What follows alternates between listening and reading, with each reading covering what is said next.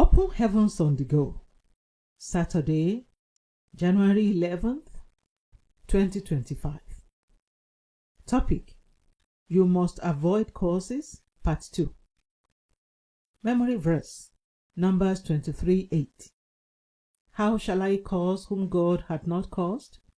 Or how shall I defy whom the Lord hath not defied? Bible reading: Genesis 3:6-19.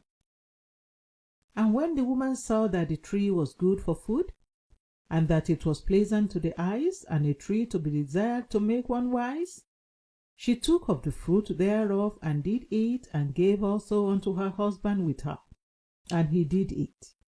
And the eyes of them both were opened, and they knew that they were naked. And they sewed fig leaves together, and made themselves aprons. And they heard the voice of the Lord God walking in the garden in the cool of the day. And Adam and his wife hid themselves from the presence of the Lord God amongst the trees of the garden. And the Lord God called unto Adam and said unto him, Where art thou? And he said, I heard thy voice in the garden, and I was afraid, because I was naked, and I hid myself. And he said, Who told thee that thou wast naked?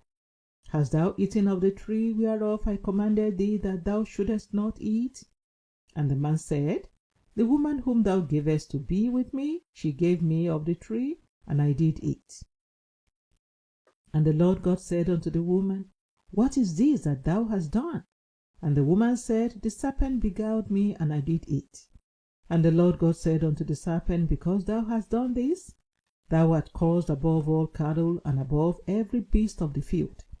Upon thy belly shalt thou go, and dust shalt thou eat all the days of thy life. And I will put enmity between thee and the woman, and between thy seed and her seed. It shall bruise thy head, and thou shalt bruise his heel. Unto the woman he said, I will greatly multiply thy sorrow and thy conception. In sorrow thou shalt bring forth children, and thy desire shall be to thy husband, and he shall rule over thee. And unto Adam he said, Because thou hast hearkened unto the voice of thy wife, and hast eaten of the tree, of which I commanded thee, saying, Thou shalt not eat of it. Cursed is the ground for thy sake. In sorrow shalt thou eat of it all the days of thy life. Thorns also and thistles shall it bring forth to thee, and thou shalt eat the herb of the field. In the sweat of thy face shalt thou eat bread, till thou return unto the ground. For out of it wast thou taken, for dust thou art, and unto dust shalt thou return.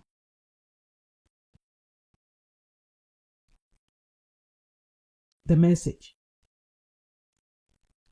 When you check through the scriptures and you see the impact of God's curse on any person or group of people, if you are wise, you will do everything possible to ensure that God doesn't get angry with you at all. The power of a blessing or a curse is dependent on the spiritual authority of the fellow who is placing the blessing or curse. Since God is higher than the highest, a curse from him is so potent that nothing can break the curse except God himself. Since there is no remedy to a curse from God, any wise fellow will avoid anything that will make God curse him or her. Since God placed a curse on the ground after the fall of Adam, Genesis 3:17, man has had to toil and sweat on it with limited returns. I pray that you will make it to the millennial reign of Christ, because by then we will be having robust harvest monthly and not the little yearly harvest we are having now. Revelation 22:2-3. If you read the story of Cain in Genesis 4:9-15, you will notice that the moment God cursed him, everyone he encountered wanted to harm him, even without provocation.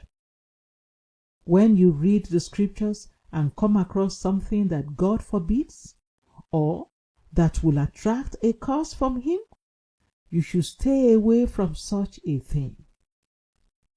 For example, he said in Malachi 3:8-10 that those who don't pay their tithes are robbing God and they will attract a curse on themselves. Even without the promise of overflowing blessings for paying your tithe, the curse alone should make you pay your tithes faithfully. Also, in Deuteronomy 28:15-20, God said that if the children of Israel did not hearken to his voice and obey his commandments, certain curses shall come upon them and overtake them. This is why you must ensure that you live a life that is in total obedience to God's commands, commandments, and principles. Lastly, when you meet a true Christian, a descendant of Abraham by faith, don't try to place a curse on such a fellow, because the result will be that you will attract God's curse on yourself. Genesis 12:3.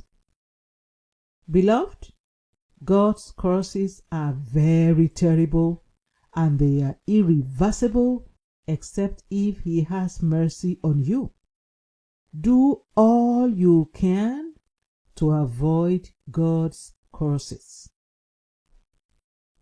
Key point: stay away from anything that can attract a curse from God.